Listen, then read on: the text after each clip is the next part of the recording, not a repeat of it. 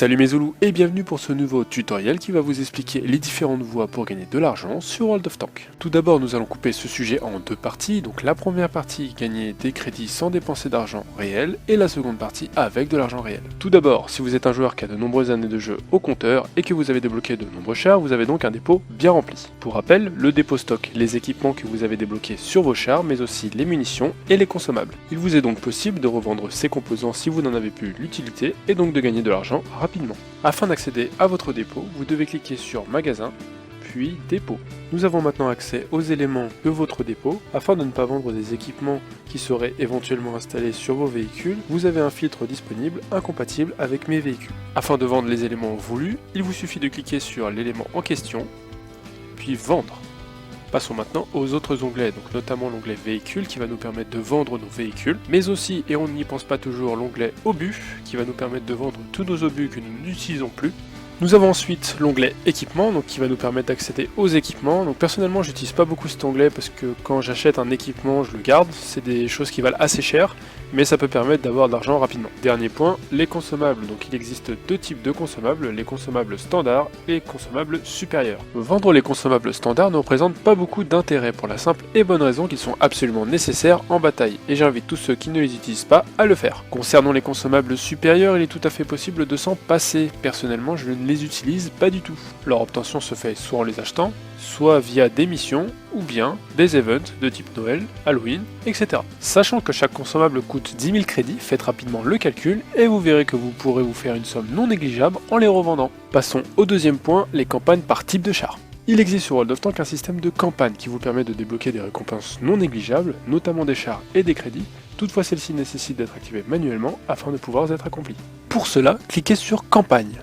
Vous pouvez voir 4 campagnes, à savoir que tant que vous n'avez pas fini la première campagne, vous n'aurez pas accès aux suivantes. Cliquons donc sur la première campagne, celle du Stug 4. Nous accédons à la map de la campagne, donc vous pouvez voir à gauche qu'il y a 15 missions par type de char. Cliquons par exemple sur les chars lourds, puis la première mission. Il est dit que si avec un char lourd vous détruisez un char ennemi, alors vous recevrez 50 000 crédits. Si en plus de cela vous infligez 1000 de dégâts, vous aurez terminé la mission avec les honneurs et recevrez donc 25 000 crédits en plus. Activez chaque campagne pour chaque type de char que vous possédez et vous gagnerez une somme d'argent conséquente simplement en jouant vos chars. Petite astuce, certaines missions peuvent être accomplies en peloton. Pour savoir, vous pouvez regarder vos objectifs de mission et constater la présence ou non de la marque peloton. La prochaine partie portera sur les gains de crédit en bataille. Premier point, les tirs de char. Ah là là, nos petits tirs 8, 9 et 10, on les aime bien, mais le souci c'est qu'ils sont trop onéreux. Si votre but est de gagner des crédits, alors préférez plutôt les petits tirs qui eux ne coûtent pas très cher en réparation et en obus.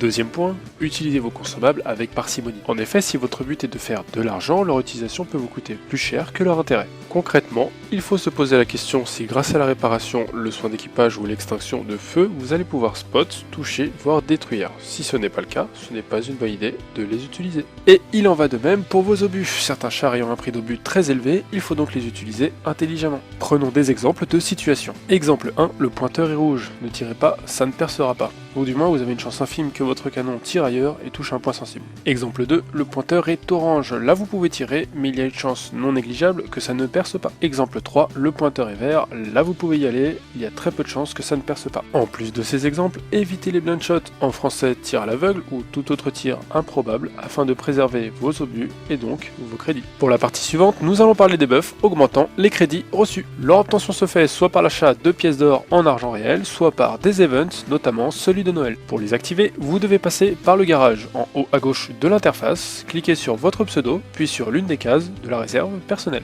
Vous avez maintenant accès à la liste des buffs que vous possédez, il vous suffit d'appuyer sur le bouton activer afin que leurs effets soient actifs sur les 2 prochaines heures. Nous en avons fini avec la partie sans gold, passons maintenant à la partie avec gold. Pour ouvrir cette partie, nous allons d'abord parler du compte premium. Il apporte 50% d'XP de bataille et d'équipage en plus et 50% de crédit, ce qui est indéniablement efficace pour progresser rapidement. L'achat de chars premium est aussi un bon moyen de gagner des crédits car les chars premium profitent de 50% d'XP d'équipage en plus, de plus d'expérience pour le char, de la possibilité de transférer un équipage d'un char de même type et nation à un autre sans pénalité, et du statut élite qui permet de convertir l'expérience de bataille en expérience libre, et pour finir plus de crédit à chaque bataille. L'achat de munitions gold va vous permettre de pénétrer plus facilement vos adversaires et donc de faire de meilleures games, et logiquement de gagner plus de crédits. Bien entendu je n'y ai pas fait mention, mais la meilleure méthode pour gagner des crédits est encore de faire de bonnes batailles, Pour cela, vous devez connaître les mécaniques du jeu et je vous invite donc à aller voir mes autres tutoriels sur le sujet. C'est déjà la fin de cette vidéo, j'espère qu'elle vous aura plu. N'oubliez pas le petit pouce bleu si vous avez aimé et si vous voulez suivre la chaîne, abonnez-vous. Quant à moi, je vous dis see you pour de prochaines vidéos.